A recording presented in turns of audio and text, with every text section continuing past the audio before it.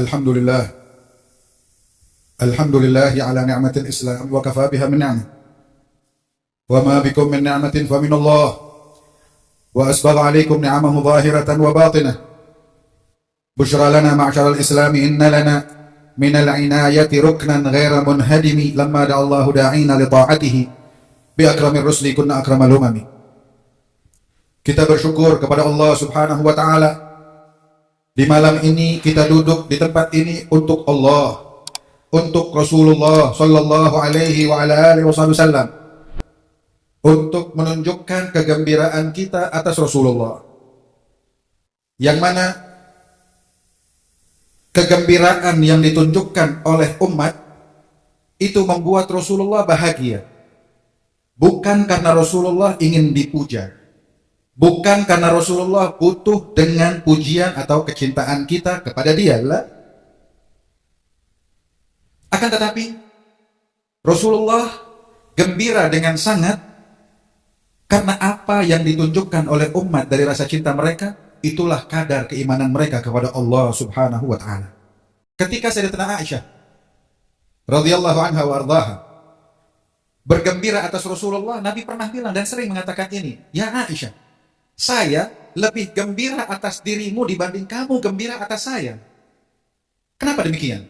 Karena memang kebahagiaan, kecintaan kita kepada Rasulullah inilah yang menandakan bahwa kita benar-benar loyal, kita benar-benar ingin setia dengan Rasulullah, dan kesetiaan itulah yang menunjukkan iman kita kepada Allah. Bukankah Allah katakan, "Qul in kuntum tuhibbunallaha fattabi'uni." Kalau kita cinta pada Allah, kalau kita beriman pada Allah, tandanya nggak banyak, tandanya satu, fattabi'uni, ikuti saya, ikuti Rasulullah. Bagaimana seseorang bisa mengikuti Nabi Muhammad kalau tidak ada rasa cinta dalam diri orang itu atas Rasulullah sallallahu alaihi wa alihi wasallam? Makanya ketika anak-anak putri perempuan Bani Najjar di awal-awal kedatangan Rasulullah, pernah Nabi keluar rumahnya Abu Ayyub Al-Ansari.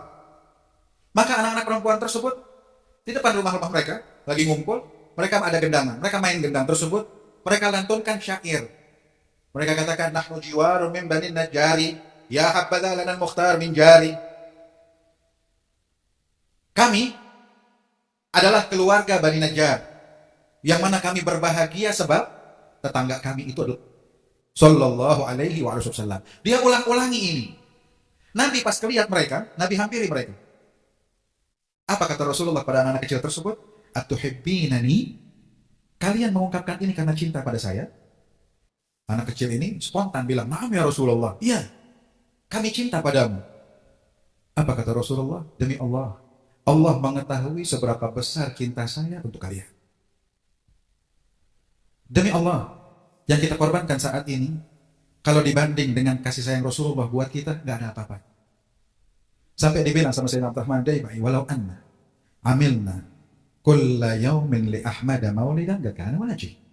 Kalau tiap hari kita bikin acara macam ini, tiap hari nggak putus, ini sesuatu yang wajib atas kita. Kenapa? Karena dengan hal yang semacam inilah kita ingin mengenal Rasulullah sallallahu alaihi wa alihi wasallam.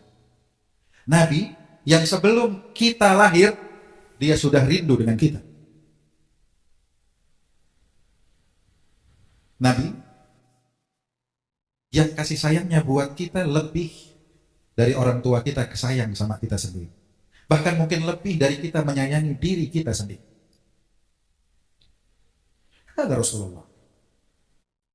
Sehingga tidak ada jalan bagi siapapun yang ada di muka bumi ini, melainkan mereka harus tunduk terhadap Nabi Muhammad sallallahu alaihi wasallam.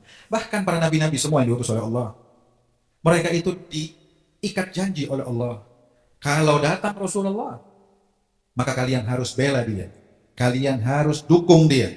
Ini tugas semua nabi. Sehingga berita tentang Rasulullah, berita tentang umat Nabi Muhammad sudah tersebar. Kalau sekarang kita sibuk tentang berita yang viral, ya, kita ini sudah menjadi orang-orang yang viral dari zaman dulu.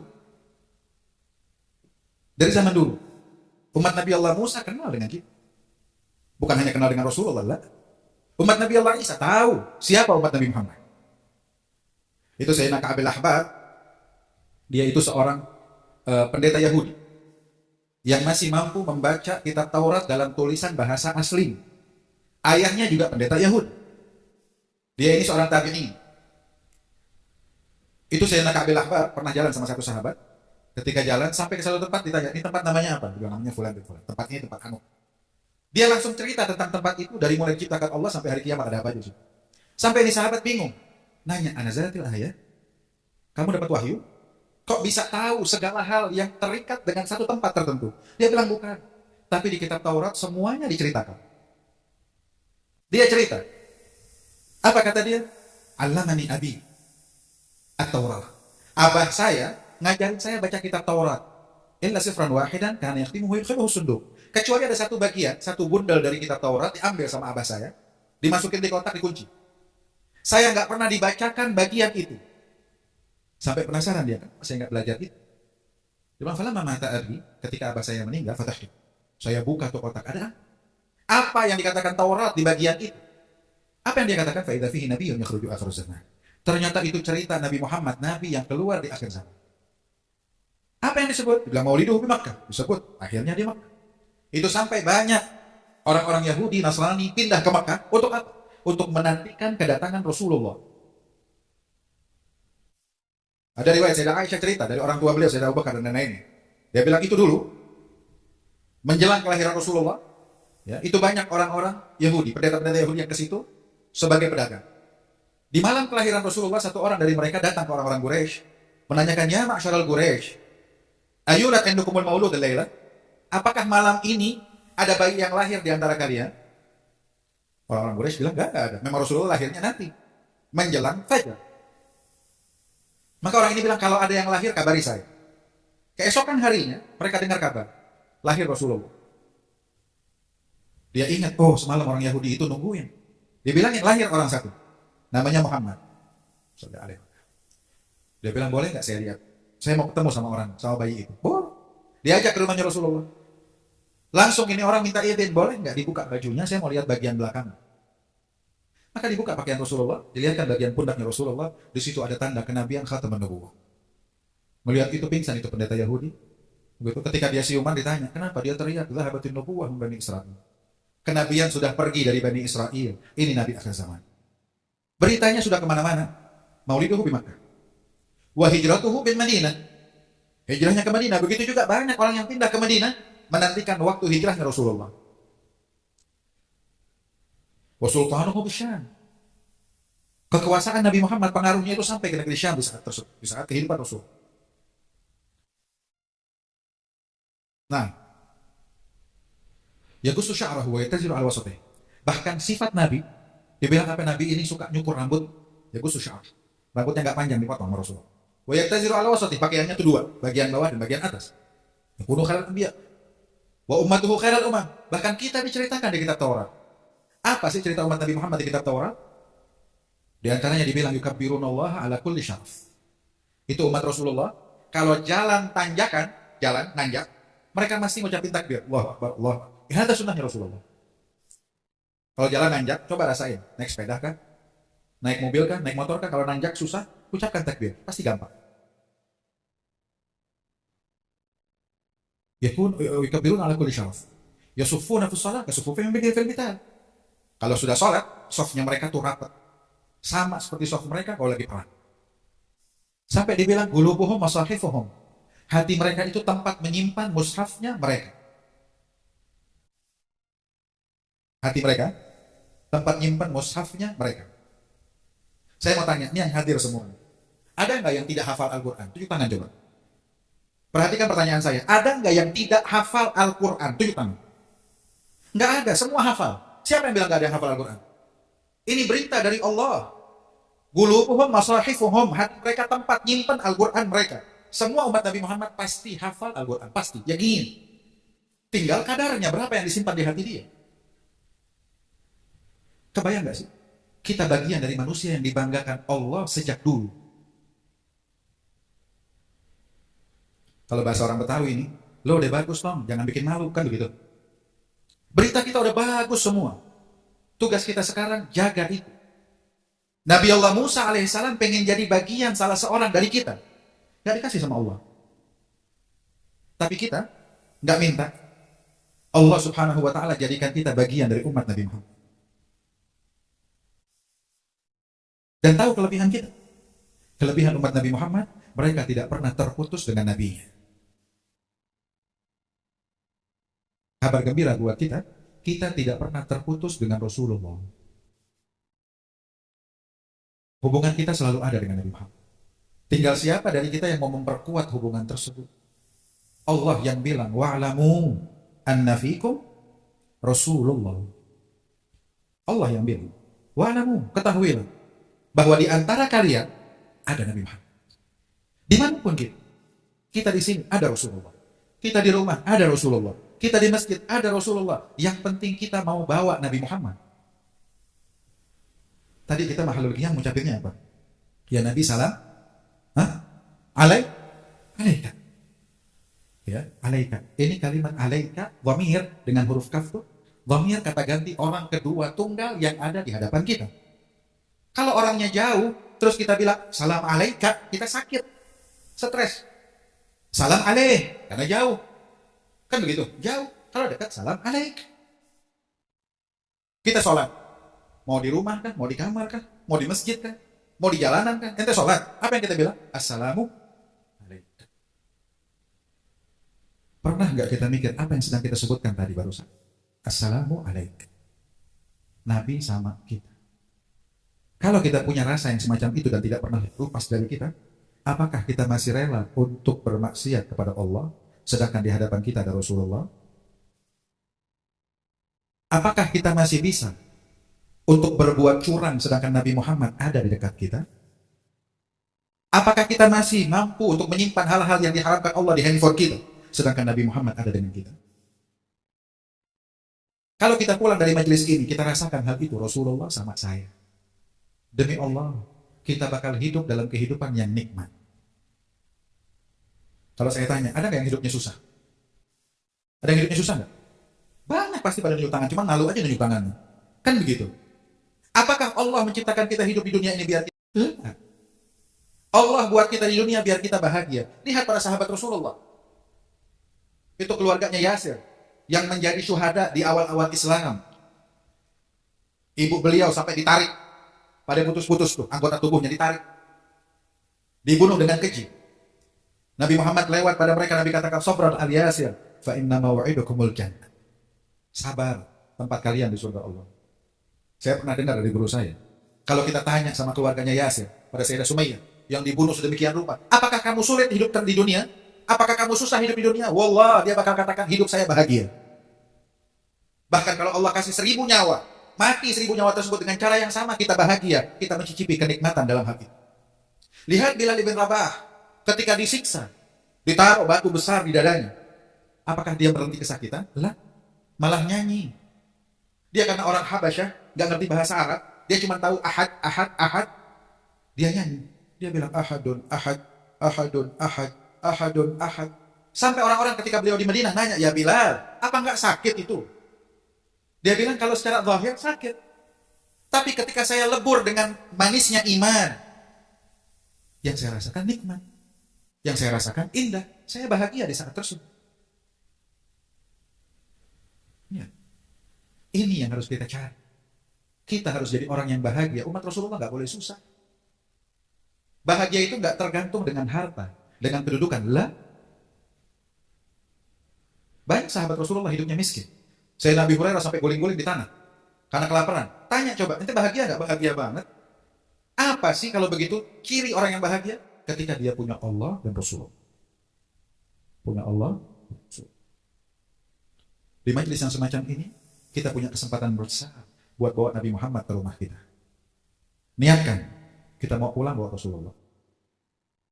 Ubahlah hidup kita. Jadikan pola hidup kita sebagaimana pola hidupnya Rasulullah. Kalau mau ngapa-ngapain, sebelum kita kerjain, kita tanya diri kita. Nabi kalau aneh ajak, mau gak ya? Itu aja gampang. Kita mau maki-maki orang nih. Mau maki-maki orang. Tanya kalau Nabi ada sama aneh nih. Aneh ajak, ya Rasulullah kita maki-maki fulan. Mau gak? Wah gak bakal mau, jangan maki-maki. Ya, kita mau nyebarin berita. Ajak, kalau Rasulullah ada mau gak ya? Ngajak nyebarin berita kayak begini? Enggak, jangan. Dan itu aja udah. Mau ngebohong? Rasulullah kalau yakin bohong bareng-bareng mau nggak ya? Oh nggak bakal mau. Jangan. Gampang aja itu. Kalau kita bisa hidup kayak begini, wallah, hidup kita bahagia.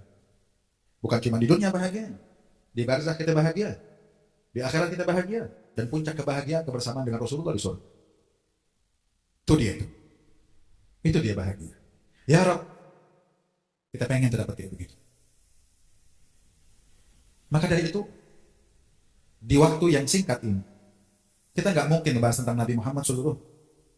Tapi paling nggak di tempat ini ada majelis ta'lim. Nah, ada majelis ta'lim.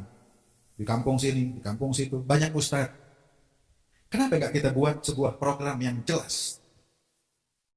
Para tokoh duduk dengan ustaz-ustaz. Ustaz, gimana caranya? Setahun ke depan. Ini maulid nih. Ntar maulid satu lagi nih, tahun depan. Gimana dalam setahun ini, biar masyarakat kita kenal dengan Rasulullah. Yang ustazah perempuan, yang laki. Ya. Bikin program semacam itu. Jangan sampai kita ketipu. Ini bentar lagi nih, mulai dari sekarang orang pada sibuk. Pilih yang ini, pilih yang ini. Emang itu untung apa? Yang ada kita maki-maki ini, maki-maki ini. Yang ada kita kejebur ke neraka, walai dan nolongin. Ini kita pikirin. Kita mesti kenal Rasulullah. Kalau kita kenal Nabi Muhammad, Masya Allah. Paling nggak sehari satu aja sifatnya Rasulullah. Sehari satu. Gampang ya? Satu. Apalagi anak muda sering hadir majelis. Dari majelis ke majelis, majelis ke majelis. Satu hari satu sifatnya Rasulullah. Dan jalankan dalam hidupnya kita. Kebayang nggak kalau setahun 360 sifat Nabi Muhammad ada pada diri kita. Paling nggak kalau ada orang lihat kita teringat Rasulullah. Coba deh tanya sama orang-orang nih, para sepuh-sepuh kita yang hadir. Ketika mereka melihat orang-orang tua mereka dulu, melihat para ulama dulu, apa yang mereka rasakan? Subhanallah, duduk dengan mereka adem, duduk dengan mereka ngingetin tentang Rasulullah. Al-Imam Al-Haddad pernah murid-muridnya Imam Ahmad bin Zain Al-Habsyi ditanya, gimana tuh Imam Al-Haddad?